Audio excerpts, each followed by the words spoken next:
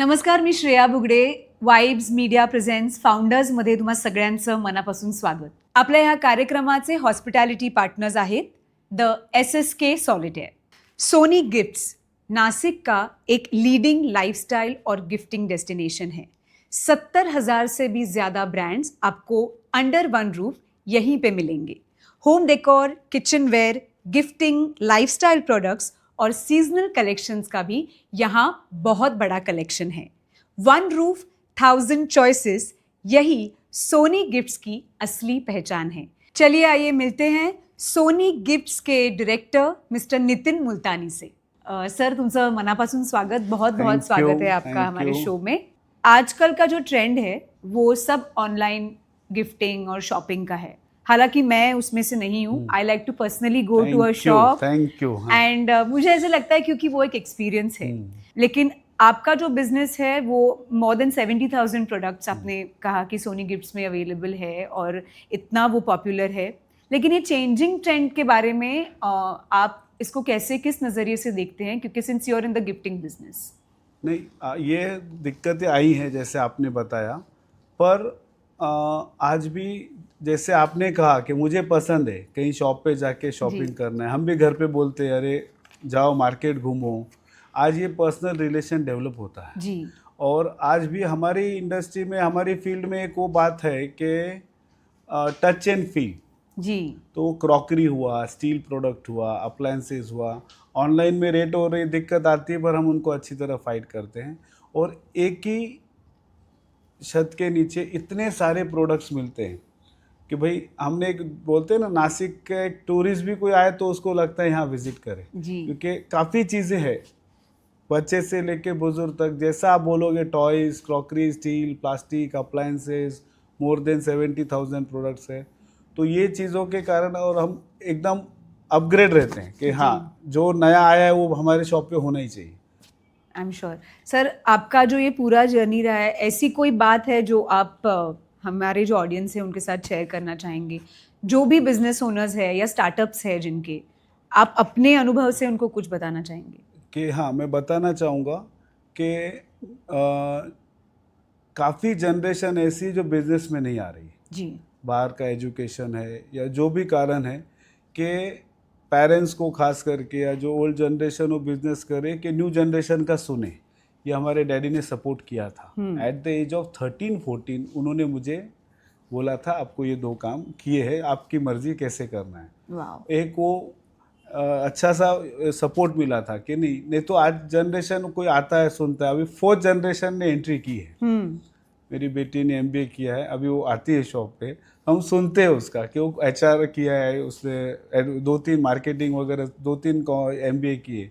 अभी हम सुनते हैं वो क्या बोल रही है कि सुनेंगे तो उसको टेक्निकली उसने सब किया है. और हम भी टाइम टू टाइम उन चीजों पे ध्यान देते हैं कि नहीं, टाइम टू टाइम वो अपग्रेड होना चाहिए. जी. मतलब वो वाली बात नहीं है कि अभी 4th जनरेशन पे बिजनेस आ गया तो हमको पता है, हमने कर लिया, तो बच्चों का क्यों सुने. वो वाली बात वो नहीं, वो सुनना है, करते रहना है. मेरे साथ भी छोटे भाई साहब बैठते हैं, एक दूसरे का डिसीजन लेते हैं, तो कुछ चेंजेस करने हैं. अभी जैसे नया शोरूम और हो रहा है, फ्रेंचाइजी हुआ, एक होटल वेयर इंडस्ट्री काम खोल रहे हैं, होरेका इंडस्ट्री का, वो भी रिसेंटली 8-15 दिन में ओपनिंग है. तो हम ये सुनते हैं मार्केट के डिमांड्स क्या है, जगह कहाँ कम हो रही है, कहाँ एक्सपांड करना है. तो इसी से ग्रुप है, it's a team work. Absolutely. घर के मेंबर्स हो, फैमिली मेंबर्स हो, भाइयों का प्यार हो, ये सब, और स्टाफ, इनके बिना ये काम नहीं हो सकता. It's a team work. Absolutely, absolutely. और सर, इस बात की खुशी है कि आपको वो टीम मिली है, आपको फैमिली मिली है, इसीलिए आपकी ग्रोथ इस तरीके से हो रही है.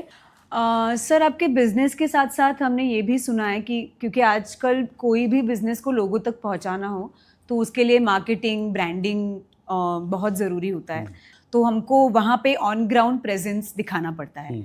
तो हमने सुना है कि आप बहुत सारी सामाजिक संस्थाओं के साथ भी जुड़े हुए हैं, तो क्या बताएंगे उसके बारे में?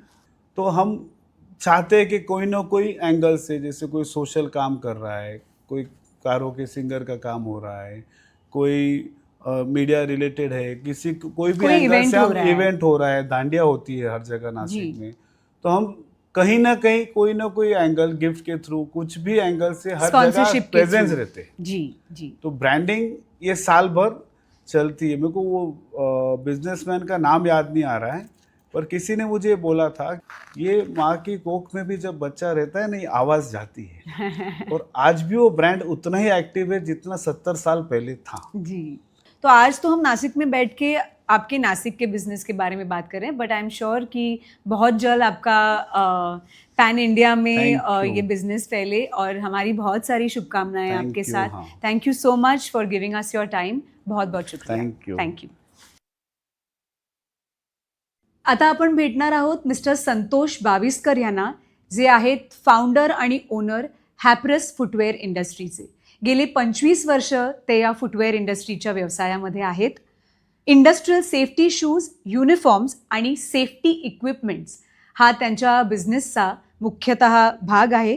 त्याचबरोबर वर्कर सेफ्टी, कम्फर्ट आणि ड्युरेबिलिटी ह्यावर त्यांचा विशेष भर आहे।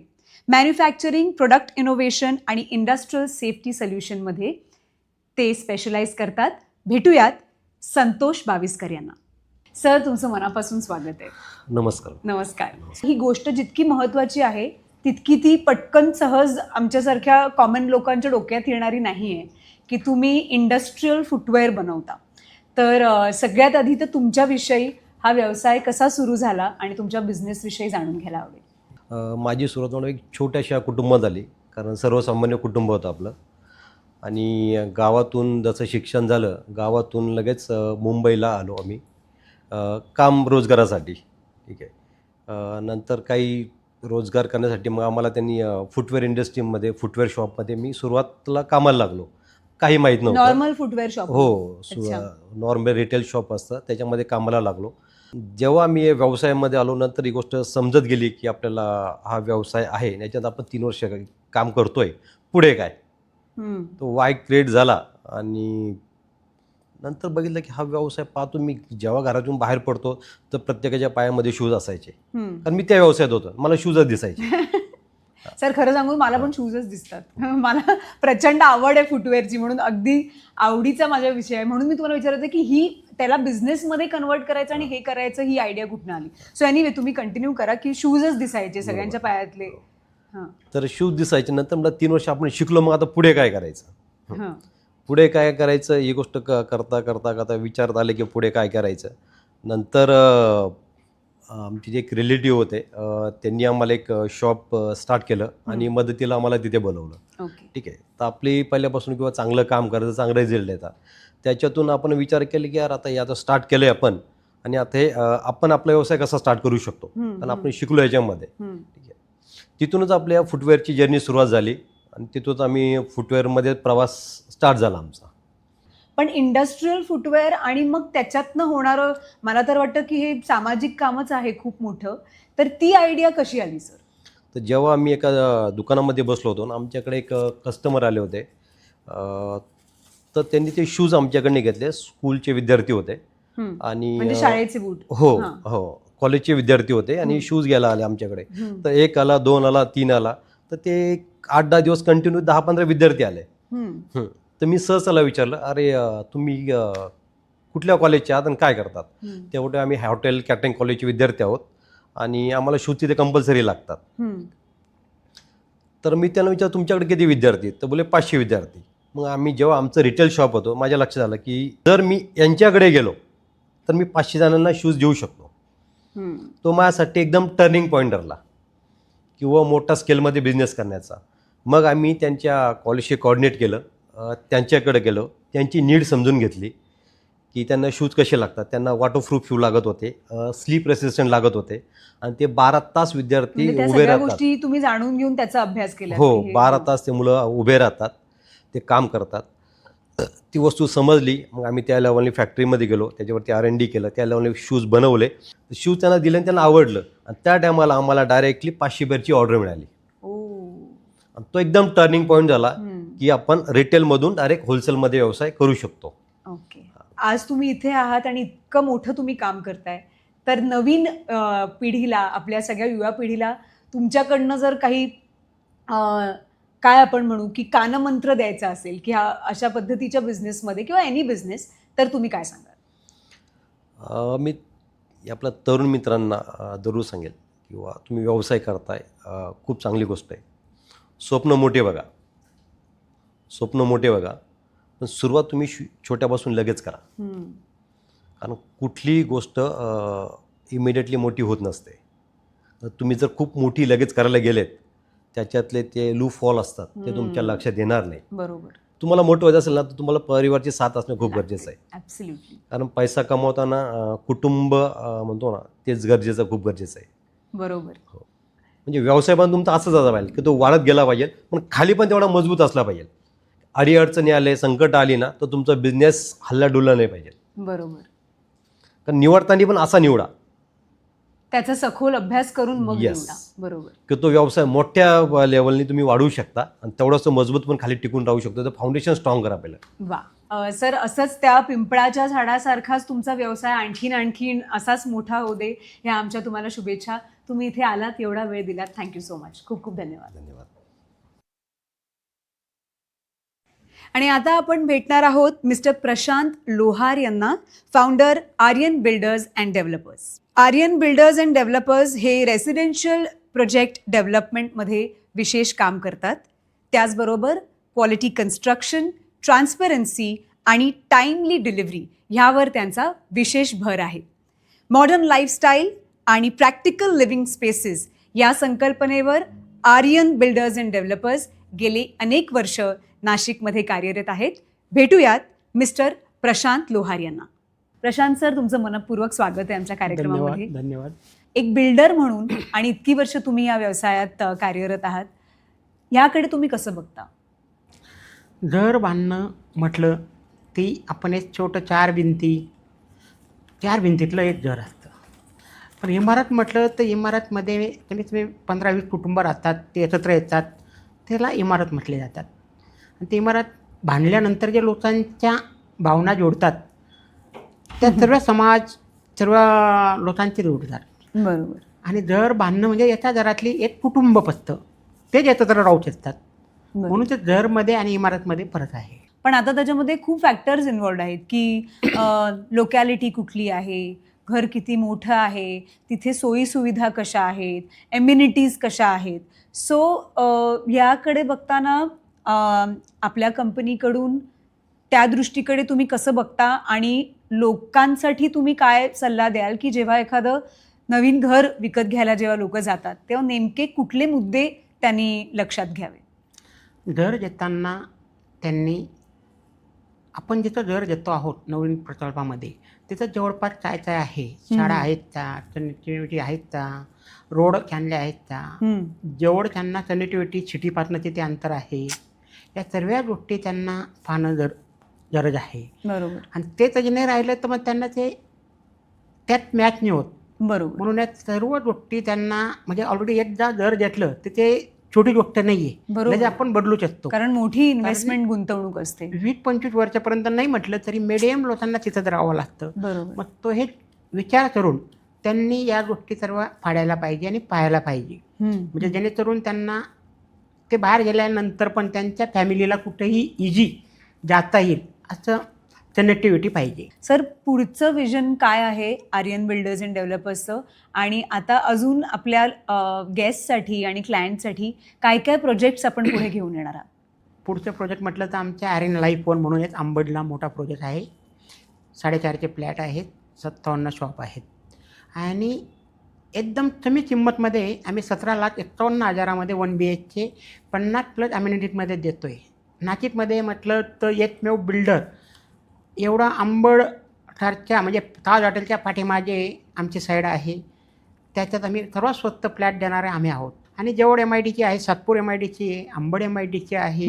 तर ते पाहता आम्ही तिथं प्लॉट घेताना सर्वे केला, या लोकांना काय हवं आहे. मग ते सर्वे केल्यानंतर आम्ही तो प्रोजेक्ट तयार केला, तर त्याचं नाव श्री आर्यन लाईफ वन नाव दिलेलं आहे. म्हणजे आता नाशिकमध्ये जर कोणाला घर घ्यायचं असेल आणि आर्यन लाईफ वनमध्ये जर आम्ही बघायला घर आलो, तर सर अशा 3 गोष्टी सांगा ज्या तुमच्या प्रोजेक्टच्या USP आहेत की अगदी लोकांनी डोळे झाकून विश्वास ठेवून त्यांचं घर तुमच्याकडे बुक करावं. सर्वात महत्त्वाचं, घर विकणं हे सोपं आहे. घर विकताना त्यांचं मन जोडायला पाहिजे. त्या दरांमध्ये मन जोडताना आपण काय काय देत आहोत. आम्ही तिथं असं केलेलं आहे, लहान मुलांसाठी जे आहे ते क्ले गार्डन आल्लद दिलेलं आहे, मिडियम वर्जियांसाठी आल्लद दिलेलं आहे, आणि ज्येष्ठ नागरिक आहे त्यांना आम्ही एक मंदिर वगैरे बांधून नाना नानी पार्क तयार केलेला अरे आहे वा. त्या प्रोजेक्टमध्ये. वा. आणि सर्वात महत्त्वाचं म्हणजे श्री आर्यन बिल्डरवर विश्वास हा सर्वात महत्त्वाचा बाज आहे. बरोबर. नाही तर चालणार नाही.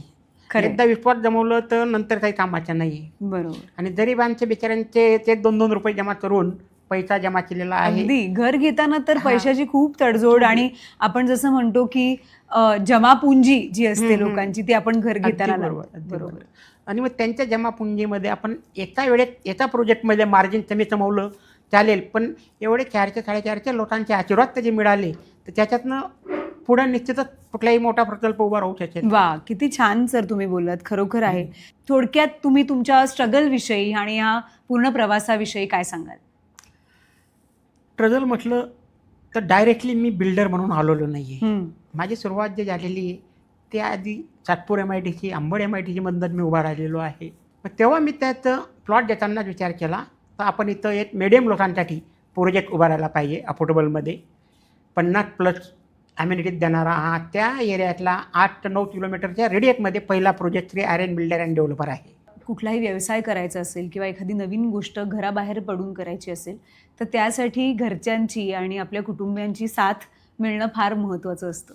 ती अशीच कायम राहू देत, आणि तुमच्या पुढच्या वाटचालीसाठी खूप शुभेच्छा सर. धन्यवाद. थँक्यू. धन्यवाद. आणि आज आपण भेटणार आहोत SR केटरर्सच्या फाउंडर आणि chief executive chef Sandeep Sonar यांना. Premium weddings, destination weddings, luxury catering ह्यामध्ये त्यांचं स्पेशलायझेशन आहे. त्याचबरोबर taste, guest service, guest experience आणि हायजीन यावर त्यांचा विशेष भार आहे. भेटूया शेफ संदीप सोनार यांना. मनापासून स्वागत तुमचं. तुम्ही नेमका किती वर्ष हा व्यवसाय करताय, आणि तुमची जर्नी जेव्हापासून सुरू झाली तिथपासून आत्तापर्यंत ह्या अख्खा ट्रेंड चेंज होताना तुम्ही बघितलाय, काय सांगाल त्याविषयी? म्हणजे मी जेव्हा हॉटेल मॅनेजमेंट म्हणजे तेव्हापासून मी खरं तर सांगतो की हॉटेल मॅनेजमेंटला ॲडमिशन घ्यायची म्हटल्यावर घरच्यांच्या मनात धस्स झालं होतं की काय बघ हे नवीन बरोबर. काहीतरी काढतोय हा. कारण की नॉर्मली त्या काळी असं होतं ना की पहिला, दुसरा, तिसरा नंबर आला की मुलगा इंजिनिअरिंग किंवा बरोबर. मेडिकलला जाणार. बरोबर. तर हॉटेल मॅनेजमेंट म्हणजे काहीतरी ऑफबीट आहे आणि काहीतरी वेगळंच काहीतरी शिक्षण बंद करून करायचं की काय, ह्याच्यातलं प्रोफेशनल शिक्षण असतं असं तेव्हा प्रचलित नव्हतं ते. किंवा रादर हॉटेल मॅनेजमेंट म्हणजे जेवण बनवणे वगैरे असं एक्झॅक्टली काहीतरी एक्झॅक्टली एवढंच बेसिक असेल इतकंच Exactly. वाटायचं. तर 12वीपर्यंत हे कळलं होतं की आपल्याला फूड बनवण्याची पण आवड आहे आणि ते खाऊ घालण्याची बरोबर. आवड आहे. म्हणजे to be a good caterer you need to have to have habit of feeding people, की आम्हाला चांगल्या पद्धतीने द्यायचं आहे लोकांना. बरोबर. खाण्याची आवड असणे हा एक पण भाग आहे, खिलवण्याची पण पण हवी. खिलवण्याची आवड म्हणजे आता तुझं सुद्धा रेस्टॉरंट आहे, नक्कीच तुला मला जे माहिती आहे त्यातनं हो. की पण फिश मला खाण्याची स्वयंपाक आवड आहे. बनवता येत नाही हे मी आधी तुम्हाला सांगू इच्छिते, पण एनिवे Yes, तुमचा yes. पॉइंट तुम्ही कंटिन्यू करा. तर तेच आहे की खाऊ घालण्याची प्रचंड आवड मला, आणि बरोबर. ते चांगल्या पद्धतीने म्हणजे ते Absolutely. फूड आहे ना ते बनवलं की ते चांगल्या पद्धतीने सर्व झालं पाहिजे, त्याला प्रॉपर गार्निशिंग पाहिजे, त्याची टेस्ट चांगली पाहिजे, टेक्स्चर एकदम त्याचं प्रॉपर आलं पाहिजे, त्या ऑथेंटिक रेसिपीज पाहिजे. म्हणजे आपण म्हणतो ना की डोळ्यांनी ते खावंसं वाटलं पाहिजे, ॲस्थेटिक बरोबर. आपलं आधी ते तेवढं आपण डोळ्यांनी सुंदर, जेवतो मग. आधी बरोबर. एक्झॅक्टली आधी डोळ्यांनी जेवतो आणि ते त्या पद्धतीने पाहिजे, ते गरमच पाहिजे, त्याचं टेम्परेचर पण तसंच पाहिजे. समोरच्याचा जो आनंद आहे ना त्याच्यातनं ते ॲप्रिशिएशन मिळतं कुठे ना कुठे, आणि ते एक खूप समाधान देऊन जातं. तर त्या आवडीतनं मी म्हटलं की नाही यार आपल्याला ह्या लाईनमध्ये काहीतरी करायचं आहे. आज लोक कितीही पैसे मोजायला तयार आहेत, म्हणून मला असं वाटतं की रेस्टॉरंट्स असू देत किंवा अशा पद्धतीचे आजकाल ते सपर क्लब्स पण सुरू झालेत की लोक Right. स्वतःच्या घरी लोकांना होस्ट करतात, मग अनोळखी True, true. लोकांना. हो. So Yes. I am going to talk to you about your team. How have you put all of this together, आणि ते टिकवून ठेवण्यासाठी नेमकं काय काय करावं लागतं, and what are your challenges? Yes. टीमचा लॉंग फॉर्म मी असा घेतो की टुगेदर एव्हरीवन अचीव्स मोर. जसं की in your case you have a good team with doctor भाऊ yes, and Kushal and Bharatji. बरोबर. तुम्ही जे टीम मिळून एक इतिहास जो घडवला आहे बरोबर. ग्लोबली, आय वुड से महाराष्ट्रात पुरता मर्यादित नाही राहिला तो तो पूर्ण जागतिक लेवलला जो इतिहास. आणि टीम असल्याशिवाय, सिंडिकेटमध्ये काम केल्याशिवाय तुम्हाला एक लेवल साध्य करता येत नाही. बरोबर. तर हे टीमशिवाय शक्य नाही आहे. तर जेव्हा तुमच्याकडे प्रॉपर टीम असते, तुम्ही त्यांना ट्रेन करतात, त्यातूनच ह्या गोष्टी पॉसिबल होत असतात. तर आमची जसं मी मगाशी म्हटलं की अपग्रेडेशन इज द की. आम्ही आमच्या टीमला घेऊन ते सारखे ट्रेनिंग प्रोग्रॅम्स असो किंवा ह्यातलं एज्युकेशन असो. जसं आता गव्हर्नमेंटनी एक फास्टॅग एक ट्रेनिंग चालू केलं की जे हायजीन आणि बेसिक जे गोष्टी पाळायला लागतात ह्या बरोबर. इंडस्ट्रीमध्ये, त्याच्यासाठी काही गोष्टी तर आम्ही आमच्या टीमला घेऊन ते फास्टॅगचं ट्रेनिंग केलं जे अप्रूव्ड आहे. आणि आजकाल ते जसं मुंडे साहेबांनी जे बरोबर. आजकाल हे चालवलेलं आहे त्यांची मोहीम, तर त्या दृष्टीने पण सगळ्यांसाठी तर गरजेचं आहेच, पण जे आमच्यासारखे प्रोफेशनल लोक आहेत ते तर जास्त कटाक्षाने हे पाहतात. तर आम्ही त्या गोष्टीमध्ये खूप जास्त फोकस करतो. डॉक्टरांच्या कॉन्फरन्समध्ये तुम्हाला असं भजीपाव, वडापाव, फास्ट फूड अशा ऑर्डर्स नसतील येत? नाही, Okay. नॉर्मली कसं आहे की जेव्हा ह्या टाईपचे गॅदरिंग होतं ना, तर तेव्हा ते किंवा no other Italian food, pizza, pasta वगैरे अशा, और त्याच्यातही लो कॅलरीज आपल्याला कस्टमाइज करता येतं. जसं की आता समजा लेट्स से की एक आपण थाय फूड समजा द्यायचं आहे बरोबर. किंवा मंगोलियन फूड द्यायचं आहे, तर एक्झॉटिक व्हेजिटेबल्स टॉस केले आहेत समजा राईसमध्ये, हो. तर you can have more vegetables किंवा सॅच्युरेटेड फॅट्स थोडंसं घेतलं, त्याच्यात जास्त व्हेजिटेबल टॉस केल्या आणि थोडा क्वांटिटीत राईस जर घेतला किंवा तो ब्राऊन राईस घेतला, तर Yes. So त्याच्यात it's a balance. फायबर जास्त असतात आणि Right. व्हेजिटेबल आले की ऑटोमॅटिकली फायबर जास्त होतात. किंवा you can have protein, tofu वगैरे टाकून प्रोटीन इंटेक वाढवता आहे, प्रोटीन कंटेंट वाढवता येतो त्याच्यामध्ये.